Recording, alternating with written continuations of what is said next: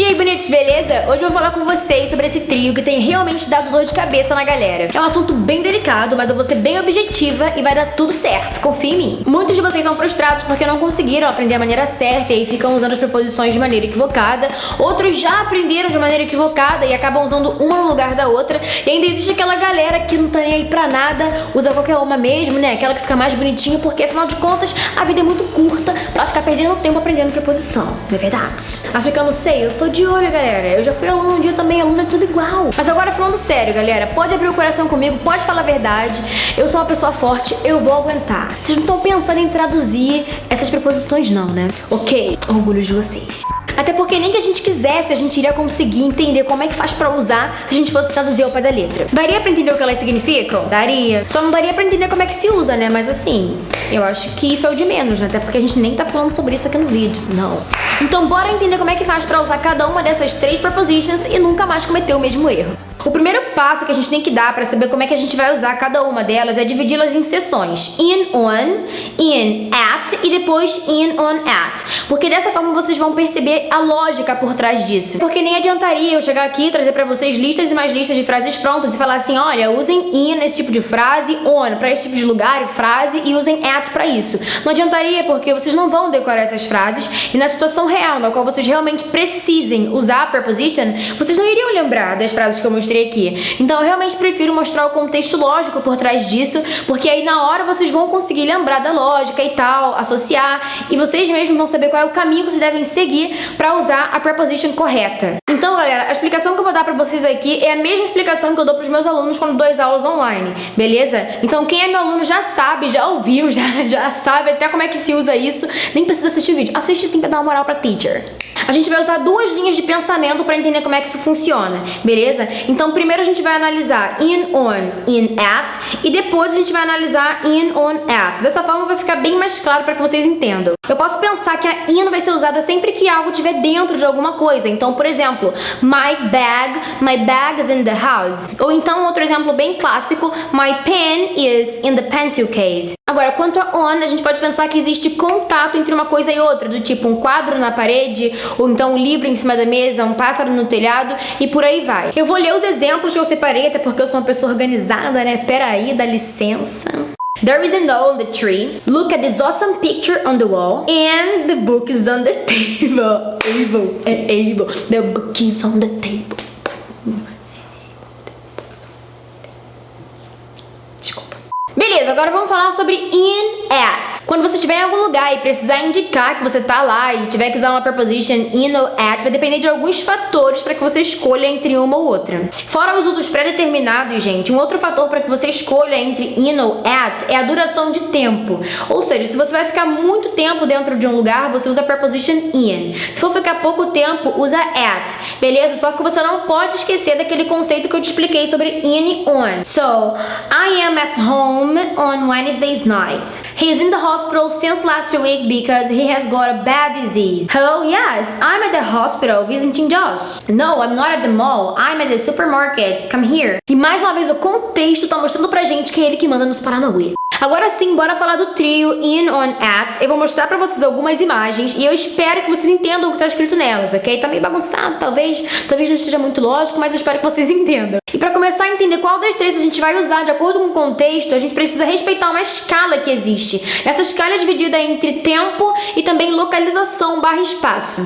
Então bora pensar numa escala decrescente, já começar falando do in. Galera, o in vai ser usado sempre que você tiver uma larga escala de tempo e de localização. Ou seja, para escalas grandes, gigantescas, você vai usar o in, ok? E isso é um pouco relativo, porque, por exemplo, de repente o que é grande para você não é grande para mim, é pequeno. Então a gente tem que contar um pouco com o senso comum, digamos assim. Então, por exemplo, se você quiser pensar em uma década, um milênio, ou a vida inteira, não sei. Ou então você pensa em um continente, falando sobre lugar, né? Você pensa em um continente, pensa no planeta Terra inteiro. Nesses casos você usaria o in, porque são coisas enormes, são coisas grandes, pensando tanto no tempo como na localização. Então eu vou ler aqui os meus exemplos. Inclusive, galera, essa imagem aqui eu peguei lá no Insta do Inglês Compartilhado. Já dei essa dica lá faz tempo, então segue lá porque tem dicas diárias, ok? @Inglês Compartilhado, muito fácil de achar. Vocês podem reparar que no caso do tempo, para essa preposição, a gente começou falando sobre séculos e tal, e terminou lá em semanas. Então, tudo bem que uma semana é um tempo muito menor do do que um século.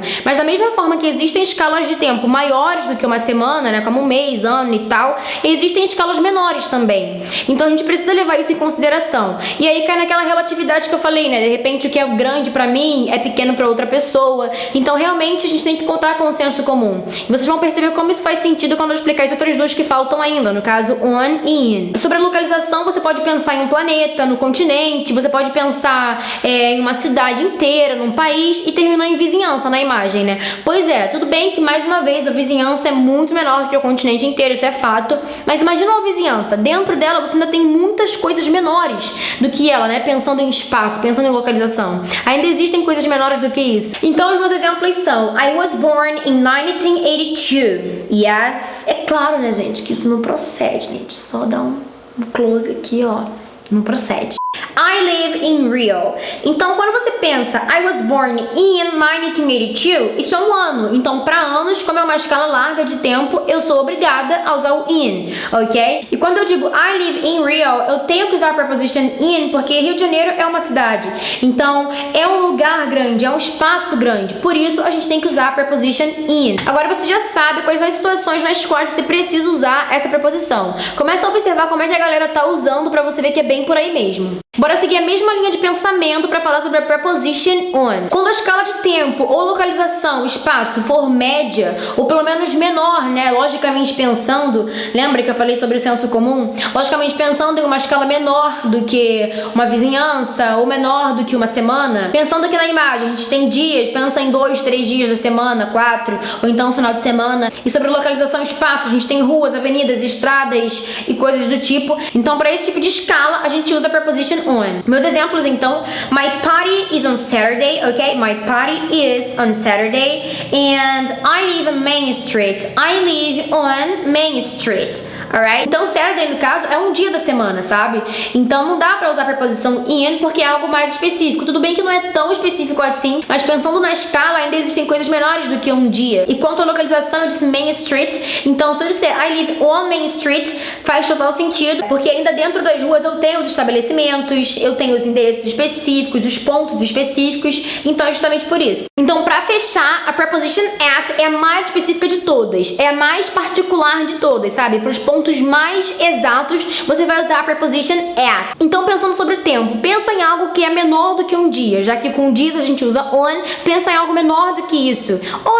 Horas, minutos, segundos, milésimos, os milésimos. E sobre localização, com on, eu já falei das ruas, avenidas, estradas e tudo mais. Então, nesse caso, o que sobra pra gente? Os estabelecimentos, os endereços específicos, sabe? A especificação dentro das ruas. E uma pausa rapidinho aqui, galera. Esse assunto é um assunto que realmente vale a pena ter escrito. Então se inscreve no link que eu vou deixar aqui embaixo no box de informações, também nos comentários, ok? Para que vocês sejam participantes da série Compartilhando Meu Inglês e para no final receber o e-book, participar do sorteio da caneca e tudo mais. E olha, esse tema é perfeito para que vocês tenham ele por escrito, com exercícios e prática.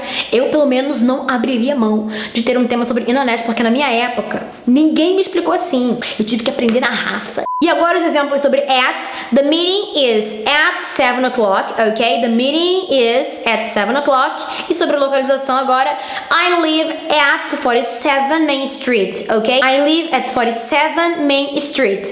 Tudo bem, eu continuei falando de rua. No exemplo sobre on era I live on Main Street. Agora eu coloquei 47, já especifiquei mais ainda. Então, por especificar o ponto exato da rua inteira, eu tenho que usar o at.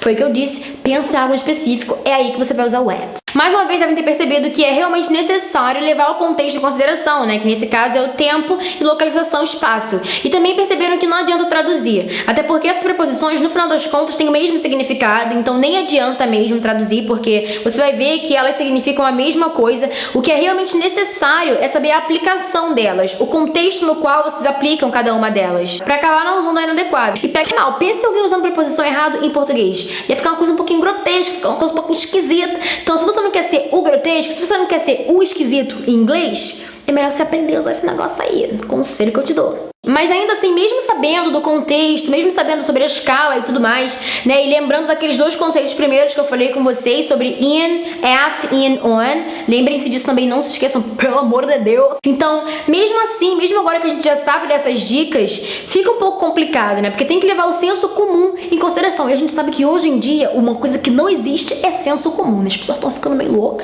Mas vamos supor que existe realmente um senso comum. Então a minha dica é, quando você achar que algo não é grande o suficiente para que você use a preposition in, pense se realmente existem muitas coisas maiores, muitas coisas menores que isso. Quando você achar que algo não é mediano o suficiente, ou quase super específico o suficiente, ou quando você achar que algo não é específico, que algo não é médio, pense se há algo maior, algo menor que você possa comparar com isso, ok? E aí pelo senso comum. Resumindo, a gente tem que contar com um contexto com senso comum, ou seja, tamo bem, né? Pra não dizer o contrário. Eu espero de verdade que vocês lembrem dessas dicas quando forem usar uma das 3 preposições. Também espero que tenha anulado qualquer dúvida, desespero e frustração referente a isso. Espero que vocês tenham entendido de uma vez por todas. Então, galera, compartilha com os amigos que não sabem, compartilha com todo mundo, compartilha com o seu aluno se você é professor, compartilha com quem tá precisando, porque eu acho que o mundo precisa saber de uma vez por todas usar a internet, porque eu não aguento mais. Por favor, bonitos, avaliem o vídeo pra eu saber se tá legal ou se não tá. Preciso muito do feedback de vocês, opiniões, preciso muito delas. Não se esqueçam de se inscrever no canal pra que vocês acompanhem a rotina de vídeos aqui e também no link que eu vou deixar aqui embaixo pra que vocês participem da série Compartilhando Meu Inglês e não percam os conteúdos exclusivos. A gente se vê no próximo vídeo ou nas redes sociais da vida. Posso ir embora? Beijo!